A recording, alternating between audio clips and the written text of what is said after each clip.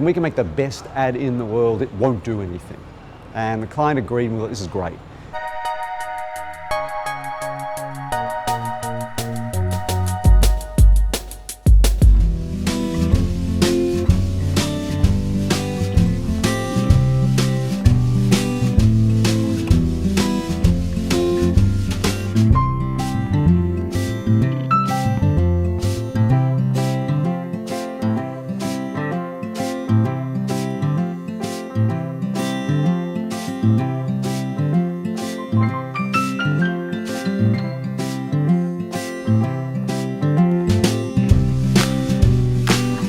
When the Dumb Ways to Die campaign was briefed to the agency, it was a really big problem, and big problems are great things to get briefed on because clients and everyone is really open and receptive to an unusual way into it. They needed to raise awareness of the need to be safe around trains. And the second thing they wanted to do was raise awareness, but then also obviously make a difference and reduce accidents and deaths. And there are a lot more accidents than deaths. You know, a lot of people are lucky and it actually doesn't kill them. And the first thing we said to the client is, look, you know, advertising's not going to work. You know, if we make an ad and we can make the best ad in the world, it won't do anything. And the client agreed, and we thought, this is great.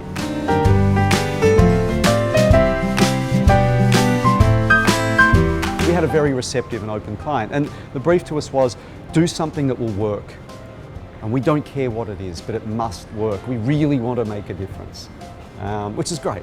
So, you know, I think a lot of people think the creative process is a little random, where a bunch of people sit around and think up crazy ideas and brainstorm, and it's actually not like that. Imagine it where you follow a straight line for days and days and days, where you just think really hard about the truth and interrogate the truth and just, you're really logical. And we did that for days and days, and ultimately we came to this realization, and the truth of it is, and it will be no surprise, that if you get hit by a train,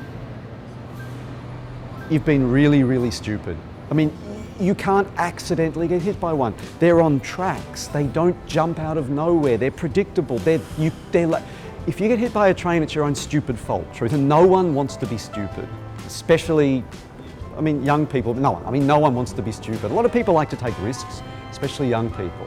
You know, where you'll run across the tracks if the train's coming, or look at me, I can walk across the tracks. That's kind of risky and sort of cool, right, if you're young. But no one wants to be thought of as an idiot. No one wants to be thought of as stupid and dumb. So we thought, well, there's two truths here. That it's the stupidest way to die, right? Hit by a train, you're an idiot. But young people want to be seen as risk takers, but don't want to be seen as idiots. Maybe that's kind of cool. And we haven't done anything yet, no creative. This is just logical, and anyone could have thought of that because it's just there. But again, another truth fed this, which was an ad. You know, a piece of advertising wouldn't work, and it couldn't come from the authorities. It had to come from young person to young person. What are they interested in? Well, music, games, you know, stuff, not safety messages. So it kind of seemed obvious to us from that point, well, why don't we write a song? Why don't we write the happiest song in the world about dying? Because we thought that could be kind of cool. So it started with a song, and the first thing we did, I guess, started with, you know, was the name for the song. It just was Dumb Ways to Die. We thought this could be a good title, and you know, titles are good because you hear that and you think, I want to find out more. That sounds promising. If it was called Be Safe Around Trains, not promising. No one wants to know about that. Then we wrote the song. So I wrote the lyrics in one night at the agency, and there about 80% of the finished song was written in that night. So it had to be animated. So it was animated, and all the way along our underlying thought was this cannot look and feel or smell or taste like advertising. It must feel organic, like it just happened. So the animator we used hadn't done advertising work much before. The songwriter we picked had never written an advertising jingle and still hasn't, because he doesn't do that sort of stuff. You know, we chose people and worked with people deliberately so it didn't feel like an ad.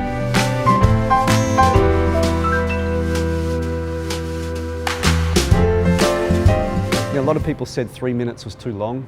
But again, we decided to, you know, fuck the rules, because they don't work. Nothing had worked. And again, the freedom you get from knowing that you've got a problem that no one has been able to solve gives you the freedom to say, we're going to do something that's never been done before, which is really cool. We had characters, so we thought these guys would make an awesome game. So we made a game from it. And again, the whole idea was to keep feeding content into this machine.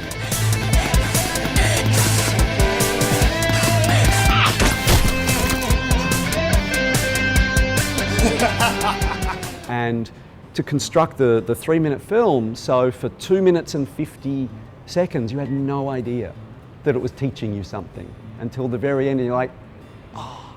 And everyone had that moment at the end, it's like, you know, this is great, this is cool, shut. It's actually, you got me. You made me watch a 3-minute safety ad. And they enjoyed that. And, you know, it was designed to be global from the outset, even though the target audience was just Australian young people. I mean, I kind of figured that the best way to make something popular locally is to make it a global phenomenon. And you know, we live in an age where there's, you know, ideas just travel so quickly. We thought, and you should have huge ambition for your ideas. We thought, well, let's make this globally famous. And there we guarantee that Australian kids will really love it. And that's kind of what happened. What is your favorite dumb way to die? Sell both your kidneys on the internet is my favorite dumb way to die. Because you can't do it. It's silly, and it rhymed with pet. You know, I actually had keep a rattlesnake as a pet, and I was like, I need a lyric for this. And it's like, internet rhymes with pet. How can you die on the internet? You can't. But I don't know, maybe you sell your kidneys on the internet. There you go. It was as simple. I mean, really, it's not rocket science, is it? This stuff. It's just silly.